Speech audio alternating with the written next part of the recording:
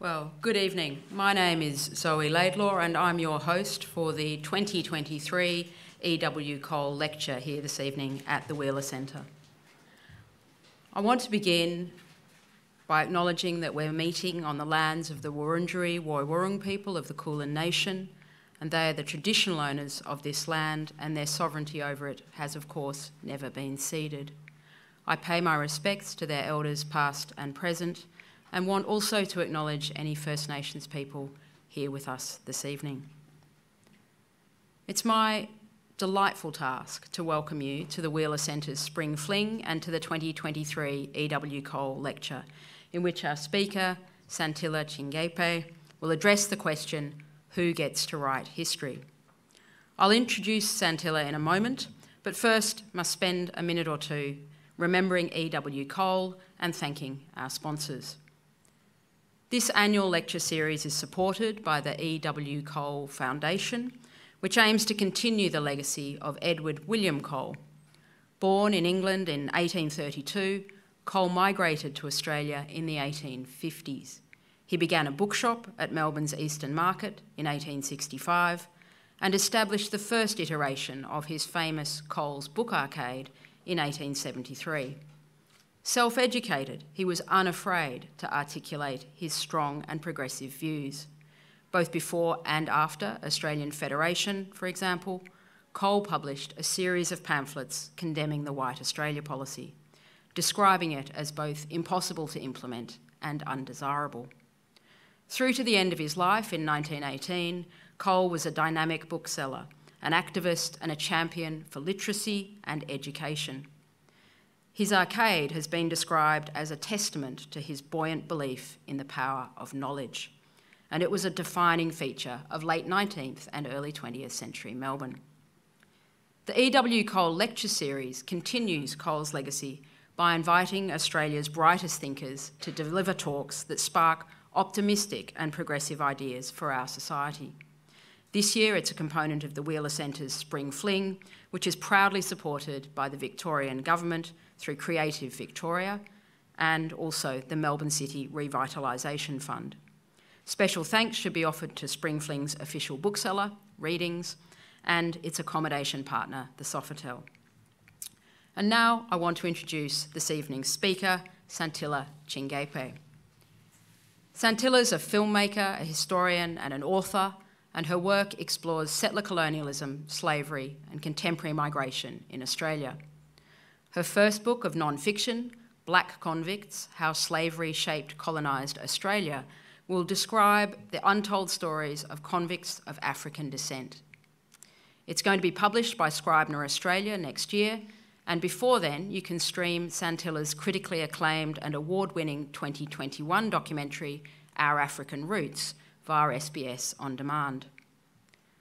Santilla Chingaipe is also the founder of Behind the Screens, an annual program supported by Vic Screen, which aims to increase the representation of people who have been historically excluded from the Australian film industry. She's also a current student at the University of Melbourne, and that's where I had the very good fortune to meet her. After Santilla's delivered her lecture, she and I are going to have a conversation that picks up on some of the themes she'll be presenting on. So please do now join me in welcoming Santilla and her lecture, Who Gets to Write History?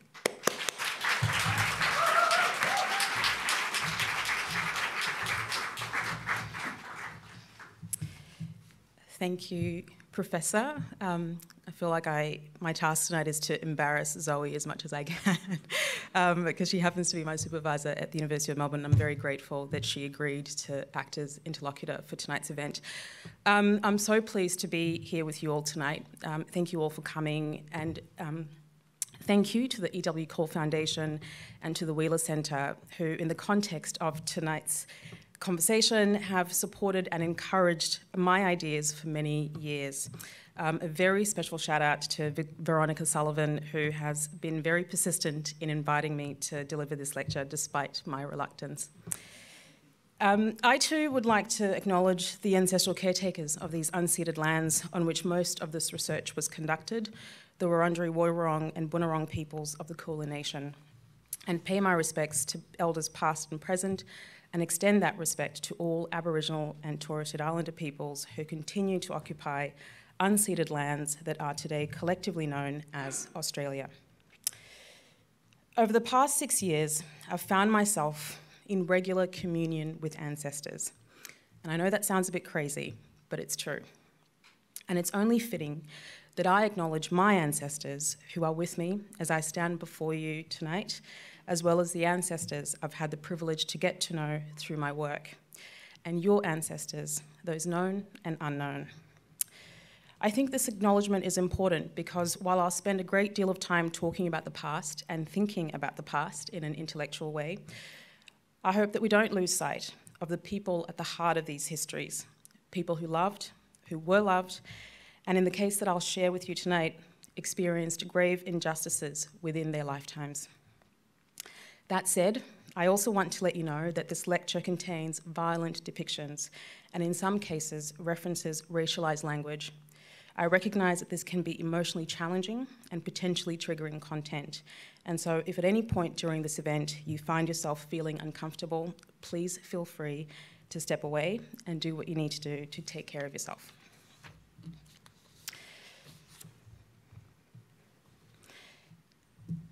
So, who gets to write history?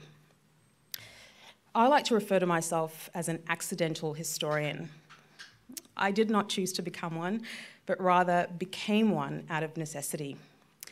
History was not something I considered as a career because, quite simply, I did not see anyone that looked like me writing about history.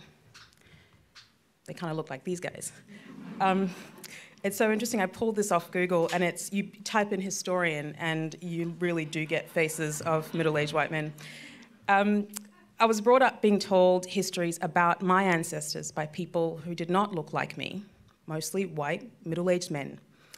I didn't question this, even though the history we produce reflects the ideas, values, and identity of the historian. History, as we understand it today, emerged as a scholarly field in Europe in the 18th and 19th centuries. Much of this history was political or state history, and while the field has expanded to include specialised fields in the English-speaking world, history is predominantly taught, read, and understood through the perspective of cis white men. The histories that I write largely deal with narratives that have been erased or silenced from our history.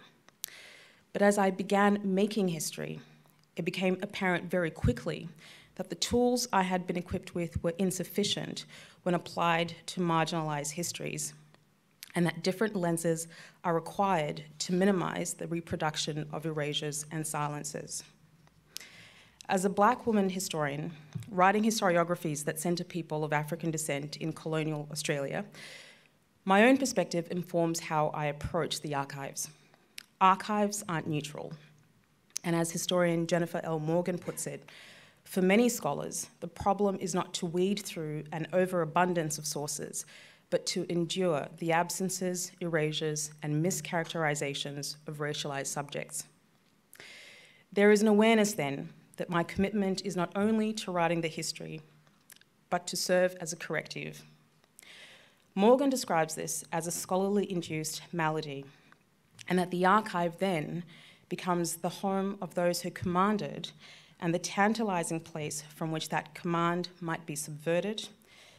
And for many, engagement with the archive is an opportunity to confront the exclusionary powers that position racialised subjects as outside the national project.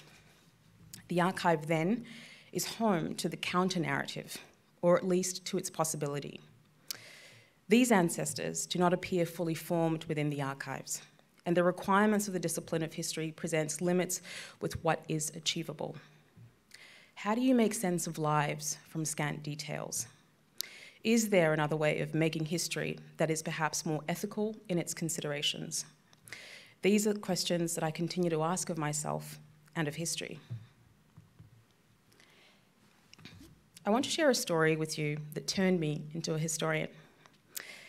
It's about an ancestor named David Stearman. That's a statue of him in South Africa. He's someone that you most likely have never heard of, but I believe should be more well known. David Stearman was a prominent Khoisan leader from present-day South Africa. The Khoisan are the indigenous inhabitants of southern Africa. Stearman was banished to New South Wales as a convict and is one of hundreds of convicts of African descent who were transported from across the British Empire to the Australian penal colonies from 1788 until the end of convict transportation. Of the 41 Khoisan convicts transported to this continent, he was the most notable. Stearman was a revered Khoi chief who arrived aboard the Brampton in New South Wales in 1823 after being sentenced to life.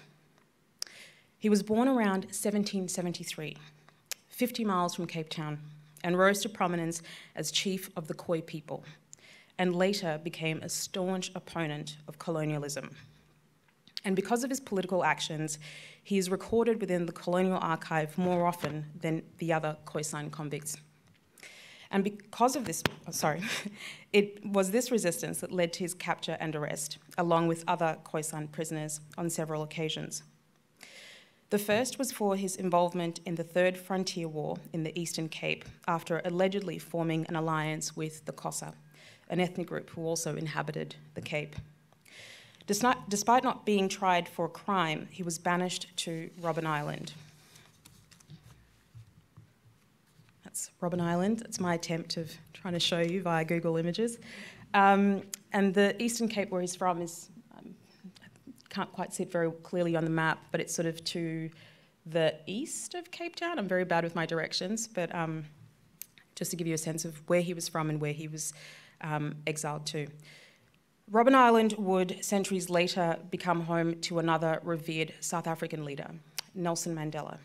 Mandela, alongside his comrades from the African National Congress, was imprisoned on the island, about 12 kilometres off the coast of Cape Town, for 27 years. Stearman escaped and returned to the Eastern Cape, where he sought refuge amongst the amaXhosa.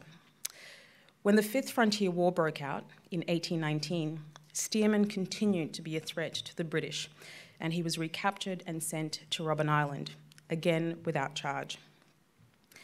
During his time on the island, a mutiny broke out in 1820, when one of the convicts, Johann Smit, overpowered and disarmed a sentry, stealing armoury and freeing other prisoners. Several soldiers were injured, and one was killed during the incident. About 30 mutineers, including Stearman, managed to escape before being recaptured and tried. Smit and another convict were sentenced to be hanged by the neck until dead, and that the heads to be severed from the corpses with an axe and taken to Robben Island, to be exposed to the public view on iron spikes fixed to two separate poles, especially erected for that purpose, as an example to deter others from doing the like. Stearman was sentenced to witness the execution and to be transported for life to New South Wales, aged 50.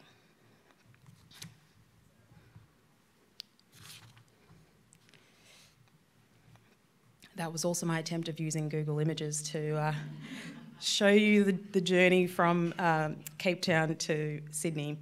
While recording his physical description on arrival at Hyde Park Barracks, clerks in Sydney noted that he was lame of right leg. Here, many unanswered questions emerge. What caused his right leg to be lame? His hair is described as black to grey and woolly, and his complexion copper-coloured. Stearman appears through fragments within the archive. I have only been able to catch glimpses of him and have not been able to find records of his experience in his own words. Being able to effectively document his life exposes the limits and challenges of working with the archives. When thinking about the lives of enslaved black women in Caribbean history, scholar Marissa Fuentes asks, how do we narrate the fleeting glimpses of enslaved subjects in the archives and meet the disciplinary demands of history that requires us to construct unbiased accounts from these very documents? How do we construct a coherent historical accounting of that which defies coherence and representability?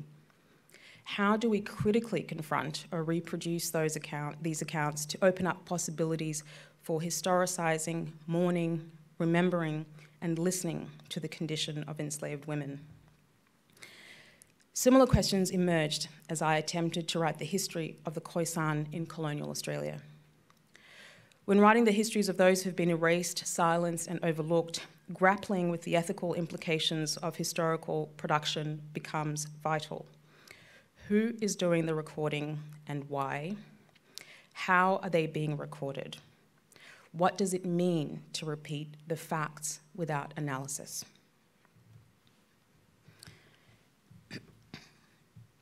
What you're seeing is David Stearman's ticket of leave, which was issued to him, I think it was about 5 years into his time in the colony. And I want to return to David Stearman's story to show how I've attempted, within my own work, to manage these challenges. 5 years after arriving in New South Wales, he was issued with a ticket of leave. It's a pass that permitted him to move around more freely within the district of Sydney and earn a living wage, after years of having his labour exploited by the state. Questions about whether Stearman's sentence was just were raised by the recently retired Attorney General of New South Wales, Sax Bannister, who met with Stearman's family during a visit to the Cape Colony in the late 1820s.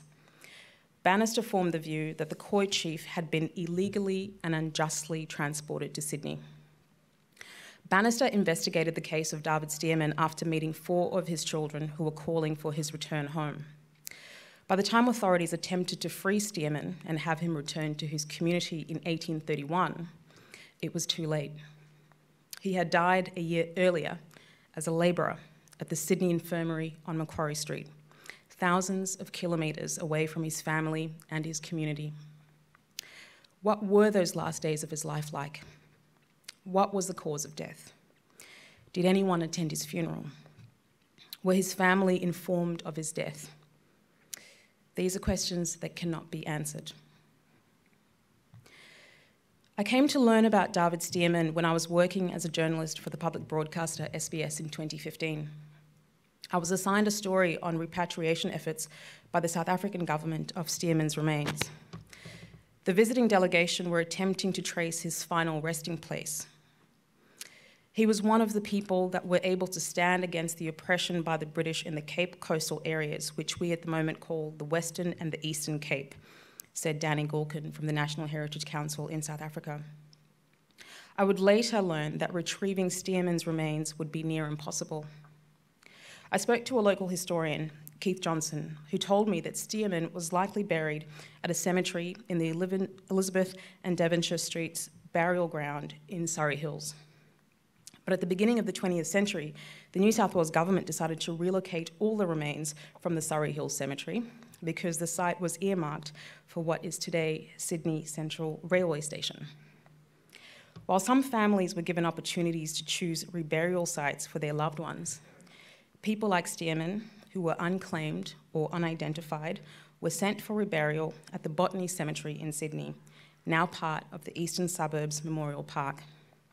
It is here that David Stearman's remains ended up. Keith Johnson shared with me that when the remains were moved, they were placed 10 to a box and sent off to Botany. He believed that it's likely that David Stearman's remains ended up in a mass grave with hundreds of others, and the likelihood of them ever being precisely located now is virtually impossible. After efforts to locate his remains proved fruitless, South Africa buried his spirit a few years later in 2017. A traditional ritual was performed by Indigenous elders to bring Khoisan chief David Stearman's spirit home, and a coffin symbolically carrying the spirit was buried in his hometown of Hankey, nearly 200 years after he was exiled to New South Wales. 4 white doves were released at the gravesite as a symbol of peace. One of his descendants and Khoi chief, Joseph Creeling, said the event was an opportunity to celebrate and commemorate the life of a fearless, bold Khoisan hero, and that it closed a chapter which used to bother the Khoisan people. David Stearman remains a highly revered figure in South Africa, with an airport named after him and a statue in his honour. But prior to working on this story, I hadn't heard of him. how a South African convict ended up in colonial Australia would be a question that would plague me for years to come. Why did I not know about Stearman and other convicts of African descent until only recently? History, and who gets to write history, is one of the reasons stories like Stearman's remain relegated to the margins, largely silenced within Western historiographies. As I've dived deep in the archives these past 6 years, I've become more and more amazed as the stories of ancestors from Barbados, the United States, Mozambique, Canada, Jamaica, Britain, South Africa, Antigua, and so many other countries began to reveal themselves. Despite the fragments which show up in colonial archives, I've been able to piece together parts of narratives, which in turn has helped to make sense of my own complicated identity. But the joy of discovery has also been met with frustration, and on several occasions, anger. Why don't we know about these men, women, and children? They are literally recorded, and often in racialized ways that make it impossible to ignore. But ignored they have been. And one of the contributing factors to this being an under-researched area is because of epistemic injustice. I want to introduce a few terms that are commonly used in scholarship, but not so much in everyday parlance, but are useful in thinking through historical silences and erasures. The first is epistemic, a term that emerged in philosophy and essentially means relating to knowledge or knowing. And I argue that one of the reasons we don't know about historical actors like David Stearman is because of epistemic injustice. Put simply, social inequalities impact on knowledge production. According to the philosopher Miranda Fricker, an epistemic injustice occurs when someone is wronged in their capacity as a knower. Epistemic injustice includes exclusion and silencing, and Fricker identifies two distinct forms of epistemic injustice: testimonial injustice and hermeneutical injustice. Testimonial injustice occurs when prejudice causes a hearer to give a deflated level of credibility to a speaker's word. An example of this would be questioning or not believing someone's testimony because of their identity, such as when police disbelieve black people. Hermeneutical injustice occurs at a prior stage, when a gap in collective interpretive resources puts someone at an unfair disadvantage when it comes to making sense of their social experiences. An example of this would be when someone suffers sexual harassment in a culture that still lacks that critical concept of it. Being able to distinguish between sexual assault and flirting, causing confusion and the inability for the person to articulate their experience. So how does this concept apply to David Stearman's historical narrative? Within the colonial archive, David Stearman's story appears in two newspaper reports. The first is the one that you're looking at, which is published by the Sydney Morning Herald, is written almost 50 years after his death in the colony. Here, I want to pause and make mention of the use of racialised language in this newspaper clipping.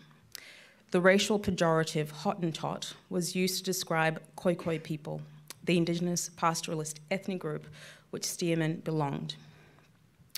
With the headline, "Stearman Brothers, Patriots and Hottentots," the author, Marcus Clarke, details Stearman's story from Khoi chief to convict. Marcus Clarke, for those who may not be familiar with his story, was an English-born journalist and novelist who emigrated to this city, and he wrote for the Argus and later the Melbourne Herald, the Daily Telegraph, and the Age newspapers. Inspired by his reporting on the Tasmanian convict system, he wrote the 1874 novel For the Term of His Natural Life, about convict transportation. Given his background and familiarity with the subject matter, he published the piece on David Stearman in May 1879, 5 years after his novel was received to wide acclaim. The piece, which takes up 2 entire columns on the 6-column page in the Sydney Morning Herald, spends little time considering Stearman's time in New South Wales. Clarke, on 2 occasions, makes mention of Stearman's fate as a convict, but the most detail he offers of Stearman's life in the penal colony is when then Governor of the Cape and later New South Wales Governor Richard Bourke inquires about the Khoi chief after reading an article which brought his plight to Bourke's attention.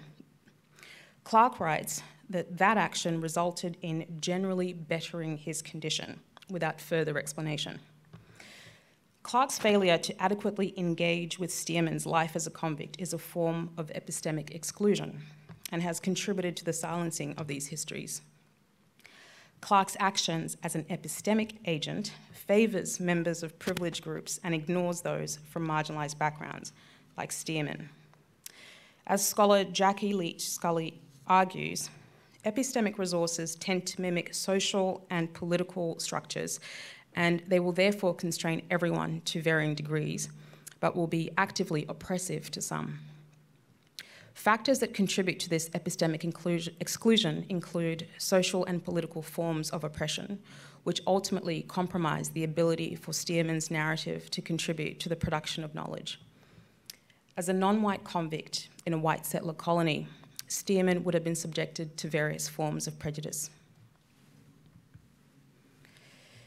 In the other account of Stearman's life mentioned in Australian newspapers, the story of the last Hottentot chief appears in the Children's Corner of the Queenslander in a lesson on modern geography in 1900.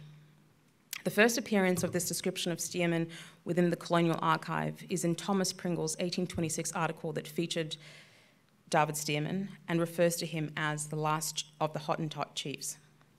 This inaccurate description continues to be repeated in accounts of David Stearman and is an epistemic injustice because the knowledge produced by Pringle about Stearman and the Khoisan becomes established truth, which ends up being repeated in the Australian press. In the context of this article from 1900, it suggests that Stearman was the last Hottentot chief because of Dutch actions in the Cape. According to the author, after Stearman was captured by the Boers, his countrymen saw that he was betrayed, they dispersed, the settlement was broken up, and the Hottentots who composed it were enslaved. It is worth noting that at this point in history, Australia had begun sending troops from its colonies to the Cape to fight the Boers alongside the British in the Boer War between 1899 to 1902. As the Dutch and British fought over who would dominate the Cape, Australian children were being told that the Dutch believed that the existence of the Khoi gave great offence to the Boers. The Queenslander article highlights the kind actions of colonial authorities who later sought Stearman returned, including Governor Burke, who had managed to get approval for his return.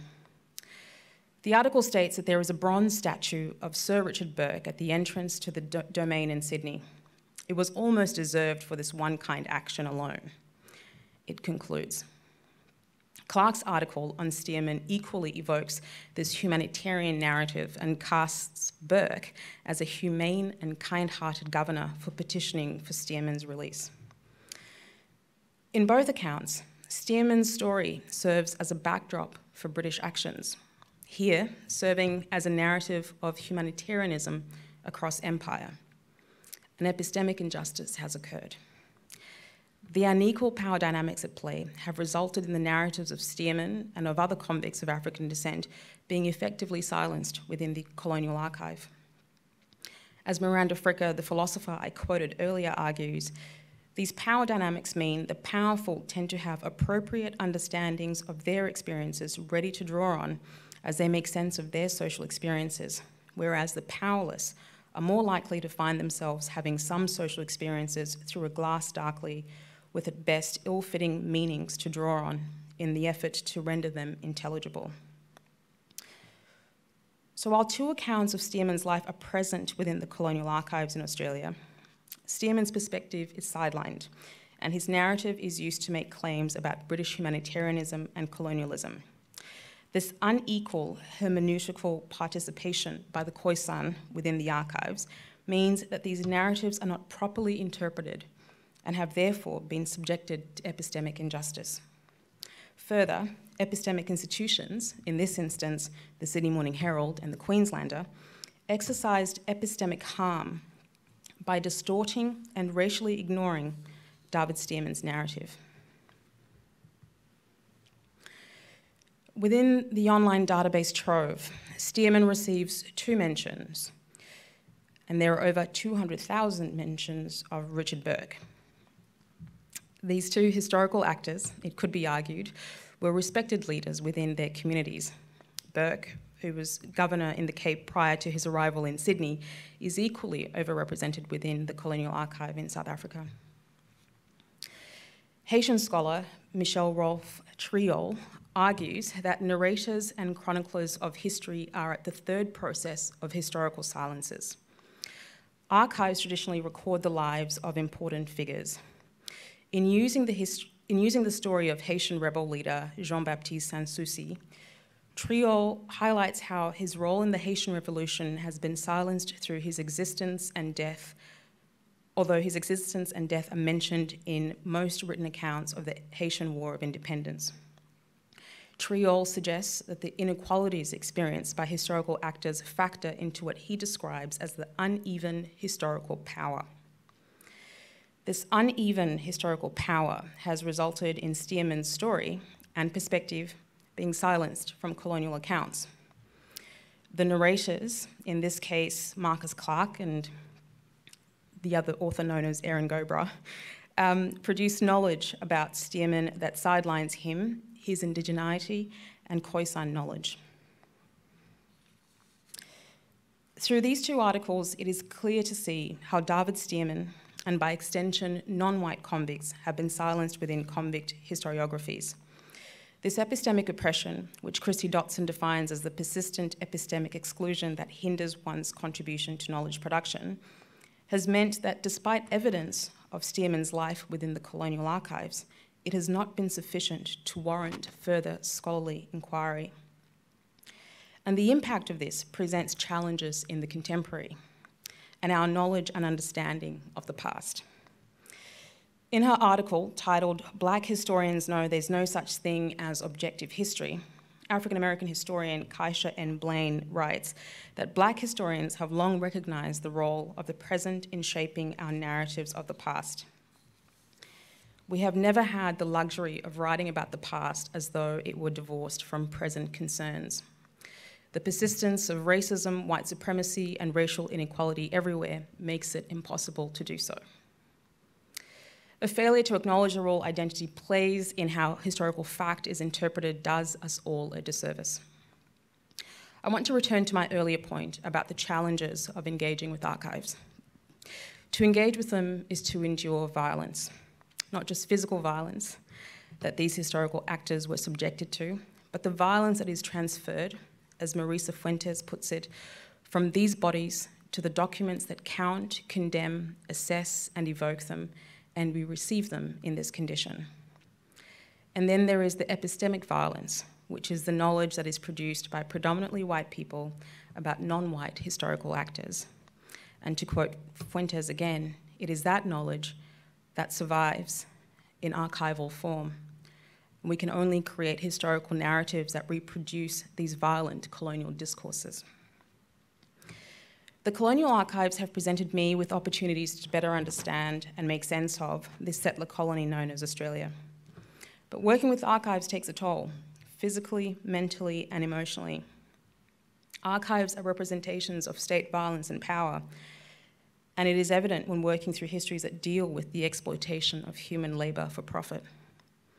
I've had moments where I've broken down reading through material that makes it difficult to comprehend how humans could subject other humans to so much cruelty. And working through tragedy after tragedy with the awareness that many of these ancestors were denied access to justice in their lifetimes makes approaching the work with a sense of urgency.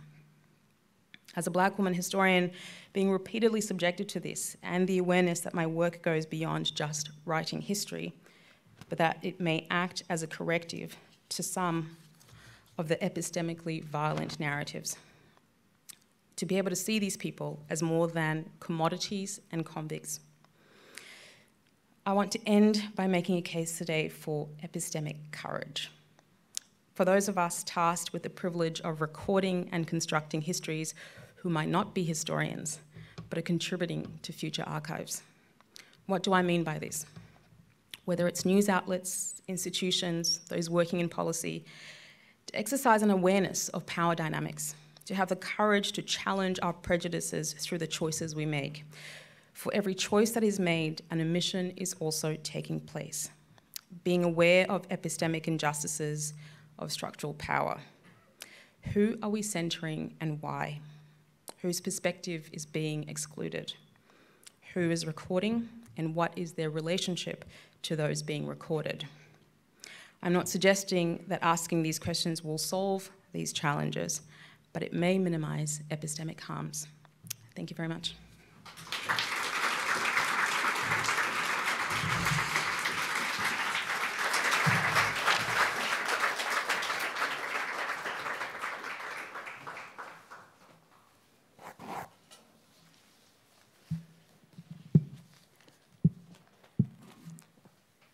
Santi, thank you so much for a fabulous, rich, provocative and important lecture. And one that doesn't just raise difficult questions, but truly shows off the historian's art of substantiating those with powerful stories, documentary evidence, and the ambition to jump across those gaps that we know pervade the archives that we have to deal with. So thank you very much again. What Santi and I are going to do for the next 20 minutes or so is have a bit of a discussion about some of the themes that her lecture has raised for us. And so I get to perform my normal role of interrogating Santi and pressing her when I think she could go further. Just with less swearing. With, hopefully, for everyone's sake, less swearing. The first thing I wanted to press you on, Santi, was that fantastic and horribly evocative slide of those cis white, well, we think cis, but white male historians that you began with. And you talked about, and I made a note of it, you said the history we produce reflects the values, the identities, and the ideas of the historian. And I think we've seen how you are bringing your identity, a different identity to excavating these stories of African convicts that came to Australia. But you are still very different from them. African originally, yes, and thus perhaps more interested in seeking out those people, but also educated, articulate, female, a 21st century citizen. How have you gone about crossing that divide? It seems to me you're talking about historians being very conscious of how they empathise with people, but how have you approached that challenge? Yeah, that's a really good question because it's almost a very difficult one to answer because there is distance. I mean, there is so much, even in thinking about the Khoisan convicts, that is very different to my own experience. You know, they are Indigenous. I don't come from an Indigenous background. The ethnic groups that I come from, you know, occupied the part of the Southern African continent where I'm from in probably the last 300 years. So I don't have that connection to land in the way that the Khoisan have had and the ongoing connection that they have to land. Language is another big one. I mean, one of the things, and this again speaks to the limits of the archives here, is I'm doing a lot of this research in English, mostly from Melbourne, and I don't speak a lot of the Khoisan languages, and I don't have access to that perspective. And so, you know, in thinking about further work and further the research, it's highlighted to me that there's also that perspective that is useful in considering the Khoisan perspective in what they remember of not just David Stearman, but of life prior to colonisation, whether it was Dutch and later British. But yeah, I'm fully aware that there is so much that is very different from my own experiences. But I think while there are these differences, there are also many similarities. I mean, I'm a migrant in a settler colony, and, you know, I came by choice. These people didn't come by choice, but still sort of grappling with that identity of being from somewhere else and in a settler colony, I think, are the sorts of questions that I'm interested in when thinking through the lives of these convicts. Thank you. That answer picks up on something else I wanted to ask you about, which is your lecture was threaded through. There were ideas about race and racism, but also indigeneity. And one of the things that's fascinated me about what you've done with this book and this year at the university is the way that you're telling stories of Indigenous people, but Indigenous people from somewhere else, transplanted, often against their will, to this country where there are Indigenous Australians, and trying to unpick their experiences against that backdrop or that intersection of indigeneity and race. Can you tell us something more about how those, not just Stearman, but the other Khoisan that you've been researching, what do you think was going on in terms of their Indigenous identities that they bring with them from the Cape and then have to kind of navigate on other people's, other Indigenous people's land? It's difficult to know what they brought with them because it's not recorded. And so it's very difficult to access that part of their experience. But what is interesting, I didn't touch on this in the lecture, in terms of context. So, and Zoe, you might be probably better qualified to speak to what happened in the Cape at the time. But the Dutch colonised the Cape first before the British, and then the Dutch, and then the British again, yeah? That's how it worked. Pretty much, yeah. That'll do. Zoe's a historian of empire, so this is her thing. Like, she knows it very well. And during that period, what was happening was that in the Eastern Cape, what I poorly failed to show you on the map, was that area was essentially occupied by not just the Khoisan, but by the Xhosa, and I think there was also another ethnic group. And during colonisation, as what happened here as well, you know, a lot of these Indigenous communities were pushed out, were displaced, their land was taken. And what David Stearman and a lot of the other Khoi rebels were doing was that they were forming a lot, because what the colonisers were doing is that they were trying to create distance between the various ethnic groups so that they didn't form alliances. But Stearman and his brother, Klaas, you know, thought otherwise because they believed that the alliances were useful in pushing back against colonialism, because what was at risk was them losing not just their land, their culture, their knowledge, and their ways of being. And so you've got this figure who's clearly aware of the impact of these actions by the Dutch and then later the British, and he's being punished for that, and is then transported here. And then you've got other Indigenous Khoisan convicts who were transported. So there are two particular convicts who were conscripted into the Cape Mounted Rifles, which was like a military force, basically, that comprised of mostly Khoisan people. And these people were armed, and they were sort of used to, you know, do the work of the colonisers by kind of enforcing violence and subjugating other Indigenous groups within the Cape.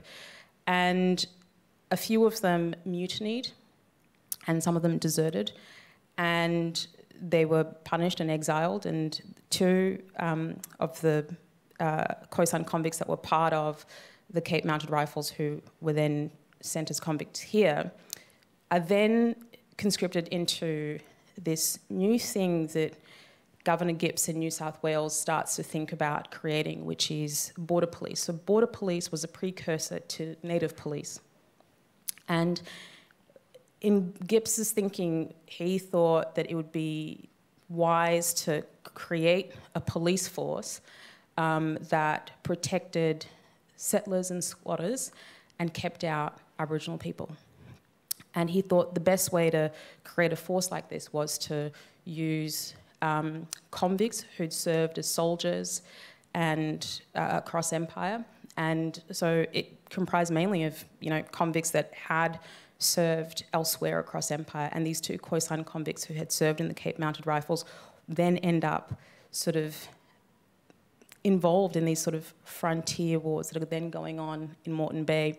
And it becomes a very complicated kind of thing to reckon with, because you sort of go, these people are being subjected to violence and being forced to subject violence onto others.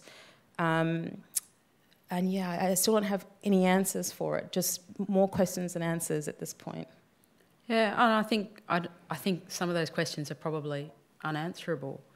The complexity of the way that the empire operated and that British colonisers sought to, I mean, I guess it's what we would call divide and rule, really does come through in these complicated transnational stories that you're collecting, and in many others as well. Those complications, I mean, I'm really struck. We both had the opportunity to hear Jennifer L. Morgan speak earlier in the year, and then you used her work in this lecture, which was fantastic. But she talks about the work that the historian does, the need to endure, I think she says. And again, I've written it down. She says you have to endure the absences, erasures and mischaracterisations of racialised subjects. Now, she's a black woman, an African American. She's a historian who works on Atlantic slavery. And I think she's talking there about two things that you picked up on in your lecture. One is the way that we can find ways to address those gaps, to provide a corrective, as you said, to this history. But the other that she's talking about there, I think that idea of endurance is the cost that it has for the historian, and particularly for her and for you, for historians, for black historians, having to grapple with these terrible, distressing, violent archives, or sometimes with callously indifferent archives, but also with the work of quite indifferent historians as well, that there's a violence there, another type of epistemic violence. And you said a little bit about this in your lecture, but I wondered how the impact of that is coming through in what you're writing, the impact on you as a historian, as a person, of that, in having to endure those things. I mean, you've seen me in your office many times where I've like been angry and just really emotional about how a lot of these histories have been mishandled, is probably the word I'll use. But also, like I mentioned, I used Kaisha and Blaine's quote around the awareness that, you know, the sorts of things that you're writing about are also present in the contemporary sense. So being very aware that racism, racial inequality, all these things are still part of my own lived experience, but also the experiences of other people like me, and sort of kind of thinking how it's almost impossible to just write history, to just be, you know, this person that's dealing with the past when you can very clearly see the past playing out in the present. And I've felt, I felt, and I have felt unequipped to kind of work through those challenges. I still don't have the answers for how to effectively manage the burden of having to deal with that. And you know, the Queenslander articles that I shared, I mean, I cut it off at the point where, I mean, it just gets, the racialized language is just, it's like line after line, and it's, you know, it gets intense because you sort of go, gosh, these are people that they're talking about. Like, it's not, and it just keeps repeating itself. And that's hard because you want to, you know, step away from it and sort of go, okay, what is it actually telling me? But then again, that reminder that these human beings who experience injustices in their lifetimes, and my hope comes from doing the work. The hope comes from, in writing the histories and attempting to minimize the reproduction of the erasures and the silences, is the thing that kind of I hold on to, because it's just, it's too hard. I mean, you know, you're dealing with just even recent histories that have touched on some of these convicts of African descent are also epistemically violent, you know, and that is very difficult to deal with because you're sort of going, hang on a minute, 21st century, we've got all these thinkers, we're aware of a lot of this knowledge. How is it possible that we're still repeating this? And it's happening, and I don't know. All I know is to come into your office to vent and and swear, and yeah. That's what my office is for. It's a safe space for venting and swearing. But it's interesting to hear you say that. And I mean, I'm a professional academic historian. I've worked on similarly distressing archives for 25 years. And hearing you speak about the impact that it has on you, and it has a different impact on everybody. But I think about there's a kind of carapace of, well, in my case, a mix of anger and a determination to nevertheless retain some slight degree of dispassion so that I can communicate these stories, because it is so important. But you read these archives and your heart beats faster. You sweat. Sometimes you swear, and sometimes you text people who are doing something else saying, you won't believe what I have just read. Sometimes you cry. But that sense that this is important, that you're given the opportunity to recover, to some small degree, these stories that were people's lives, is just incredibly powerful, I think. Absolutely. And it's a huge privilege. I mean, to be able to do this work, I mean, even just the act of writing these histories in itself is important and is useful. I think, one of the things that people say to me all the time whenever I share these histories is, oh my gosh, I had no idea that there were people of African descent in colonial Australian history. And that in itself is huge. It's so wonderful that there is growing awareness of the complexities of colonisation on this continent, but also, the connections to empire more broadly. And that is encouraging. It's encouraging that people are interested in engaging with that, but also in sort of questioning the histories that we've been told and taught. Like I said, when I was growing up, certain history books, and most of them, particularly history books that told the history of Africa, they always used to have like a sunset, like a golden sunset. And I never questioned them. I thought, okay, that's history. It's written. I guess that's who I am. And what you begin to realise is that, there are multiple perspectives, and that doesn't necessarily take away from, one account of the story, but it doesn't make it the only version of that history. And that's why I think it's so important to get a lot of these stories out there, is to sort of say that it's complicated. It was complicated. I mean, how do you what's the thinking in taking Indigenous people from one part of the world and bringing them to another part of the world? And what are the consequences and implications of that? And what did that then create in terms of fractures within those communities and those families, and all these sorts of things that end up intergenerationally having an ongoing impact. So yeah, you're right. I mean, I think it is powerful just being able to write these histories, despite the archival violence. There's probably a question there that we might finish up with, which is about the transition that you've made, or the multiple identities that you hold, because you began this research when you were making a documentary film. You're originally a journalist, a broadcaster, a documentary maker, and over the last 12 months, or actually it's an academic year, so very intense 6 months, you've returned to university and studied history, within an academic setting.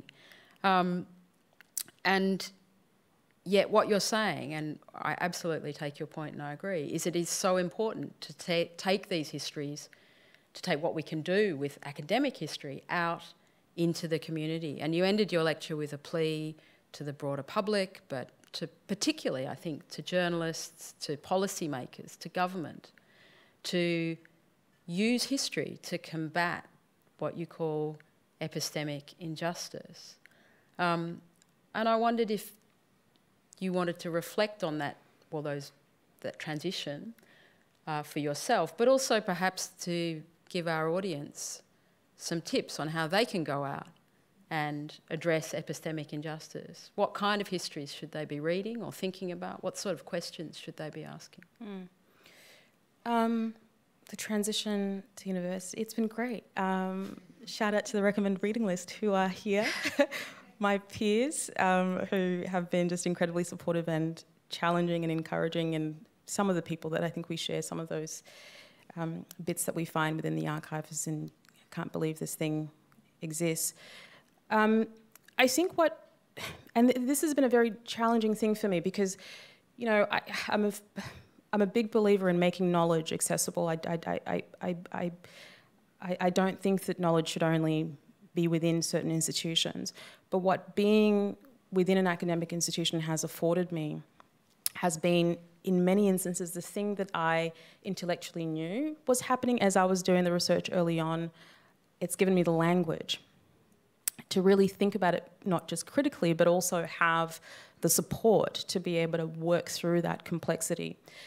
And what that has also exposed is that the way that I initially was going about recording these, when I first started, I was using my journalist brain. I was like, well, the archive says that this happened, therefore it happened. And I was not aware of the power imbalances. I wasn't aware, I was sort of not critically thinking about the fact that these people were convicts, racialised convicts, and the people that were recording them were in positions of power. So of course they wouldn't be sympathetic to their aims, and so they wouldn't, so the way that they were recording was also influencing what I was reading and what I was then potentially repeating back to audiences, which wasn't necessarily the truth of what happened. It was a fact, but not the entire truth. And so being able to think about that quite critically was useful. And to your question about what can people engage with, I think, you know, I mentioned Jennifer L. Morgan, I mentioned Marisa Fuentes. I think in the Australian context, I'm a big fan of Samia Khatoon's work. She wrote a great book called Australian Armour. Zoe Laidlaw's work's amazing. But a lot of it is academic history, and I get it. It's very hard to read academic texts when you're not thinking about them in that way. But I do find, just from what I have observed, that a lot of the popular histories that we engage with are generally epistemically violent because they're not critically analysing and thinking through the power dynamics. They're creating very wonderful, engaging narratives, but I think the ethical considerations that have, are in many cases not being considered. So I mean, I don't know, beyond recommending those texts, I think in terms of being epistemically courageous, it was some of the questions that I asked at the end. I sort of think that if you are in a position of some power and that, you know, and there's recording taking place, I think thinking about future archives and what gets considered, what, you know, I think it's useful in asking the questions of your own relationship to the people and who's being recorded, why they're being recorded, and whose voice is missing. It's something that we hear about certainly in recent years, you know, in terms of diversity and inclusion, representation, but it really is, when it comes to what then ends up in the archive, there are these voices that are, and perspectives that are just completely overlooked because people just didn't think it mattered to consider those perspectives. And it wasn't out of not wanting to, or, you know, out of just deliberately not care. Maybe in some instances they deliberately didn't care. But for a lot of it, it's not bad-intentioned people. It's just, you know, people aren't considering a perspective that's different from their own. And that does have historical implications, as we've seen in David Stearman's case and in the case of others. So yeah, I would sort of, I don't know, sort of read academic historians, read widely. There's some great, and there's some fantastic Indigenous historians who I should also mention. You know, Shino Kenoshi is doing incredible work is she in Western Australia now, or is she at ACU? She's everywhere. She's everywhere. Amazing. Julia Hurst at Melbourne is doing some great work. I mean, there's just some fantastic historians who are really thinking deeply about the archives, who are thinking very deeply about the ethics of historical production. And I would encourage you to seek them out and engage with their work.